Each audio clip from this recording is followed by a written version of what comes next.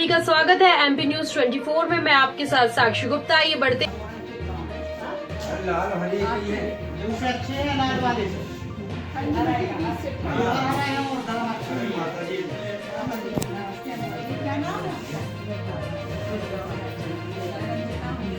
इन दिनों सर्दी का सितम लगातार जारी है। ऐसे में गरीब, असहाय और खुले आसमान के नीचे ठंड गुजारने वालों के बीच छतरपुर तहसीलदार रंजना यादव अचानक पहुंची और जरूरतमंद गरीब असहाय लोगों को कंबल वितरित कर ठंड से बचाने का अभिनव प्रयास शुरू किया। उन्होंने मीडिया से चर्चा करते हुए कहा कि ये प्रेरणा उन्हें अपनी मां से मिली है, जिसके परिणाम स्वरूप आज छतरपुर के वृद्धाश्रम, प्रगतिशील विकलांग आश्रम सहित बस स्टैंड, गांधी आश्रम और खुले में ठंड गुजार रहे लोगों के बीच पहुंचकर लोगों को कंबल वितरित किए।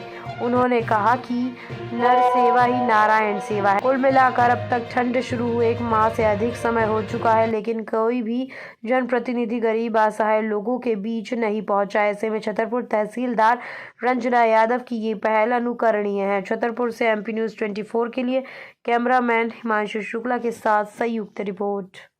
थोड़ा सा व्यस्तता में से समय निकाल के बहुत दिनों से रुका हुआ कार्य था जो मैं करना चाहती थी, लेकिन कर नहीं पा रही थी कि ठंड कड़ाके की पड़ रही है। तो आज हमने रैन बसेरा और वृद्धाश्रम, जो दिव्यांगों का एक प्रगतिशील दिव्यांग आश्रम है चौबे हॉस्पिटल के पास में, और गांधी आश्रम स्थित जो बच्चों का एक हॉस्टल है, उसमें भी हमने कंबलों का वितरण किया है, क्योंकि इतनी कड़ाके की ठंड में वृद्धों और बच्चों के लिए ये ठंड काफ़ी मुश्किल भरी होती है।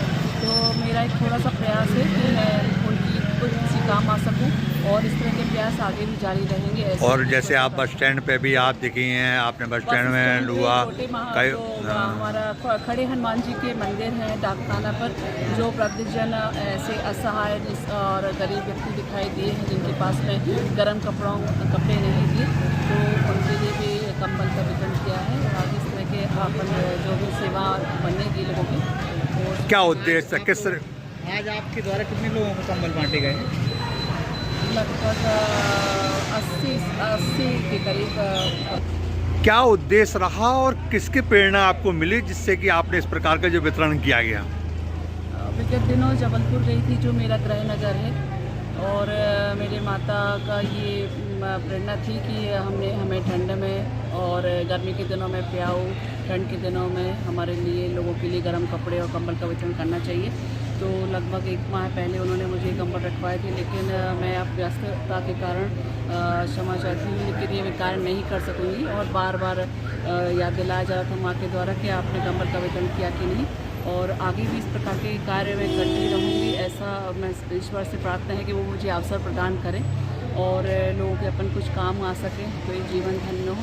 इसलिए अपने आसपास के लोगों को भी उतना ही सुखी करने का प्रयास है, जो अपन ईश्वर का जो हमारी प्रकृति है, जो हमारी दुनिया है, वो सुखी रहे, बस यही एक उद्देश्य है। आप इतनी व्यस्त होने के बाद में, सास की काम करने के बाद व्यस्त होने के बाद में भी आप लोग लगातार इस तरह प्रयास कर रहे हो, रात को आप घूम रहे हो महिला होके, तो इस तरह का जो माहौल आप देख रही हैं, महिला होने के बाद में भी आप मैदान में हो, यानी दिन में भी हो फिर रात में भी समाज सेवा में भी लगी हो, तो ऐसा क्या मानते हो आप इस चीज़ में? हम भगवान ने दायित्वों को सौंपा है, और हम अपने स्तर पर यदि अपने आसपास को, समाज को, गरीबों को उत्थान के लिए कोई कार्य कर सकते हैं, बस यही प्रेरणा है। क्योंकि व्यस्तता तो सदा ही है, लेकिन आपको समय तो छुड़ाना ही होगा अपने आसपास के लोगों के लिए, उनकी भलाई के लिए। कोई ना कोई काम दिनों दिन अपने करते रहें और प्रयास करती रहती हूँ कि उनके काम आ सकूँ, समाज सेवा में अपना कोई योगदान दे सकूँ। ऐसी जो NGOs हैं उनसे भी मैं लगातार जुड़ना का प्रयास कर रही हूँ, ताकि अधिक से अधिक हर प्रकार के क्षेत्र में, चाहे वो पर्यावरण हो या वृक्षारोपण है, गरीबों के लिए कोई मदद है, चिकित्सीय सुविधा है। विगत दिनों शराब, जो सार्वजनिक स्थलों पर शराब का सेवन लोग कर रहे थे, उसके लिए भी मेरे द्वारा प्रयास किया गया है, ताकि ये समझ जा सके कि यदि रात में कोई लड़की या कोई महिला शहर में निकलती है तो वह सुरक्षित है कि नहीं। इसलिए मेरे द्वारा फुटपाथों पर ये भ्रमण किया गया है, और ये आगे भी जारी रहेगा इस प्रकार के कार्य। बस यही है कि अपने आसपास का जो समाज हो वो अच्छा रहे।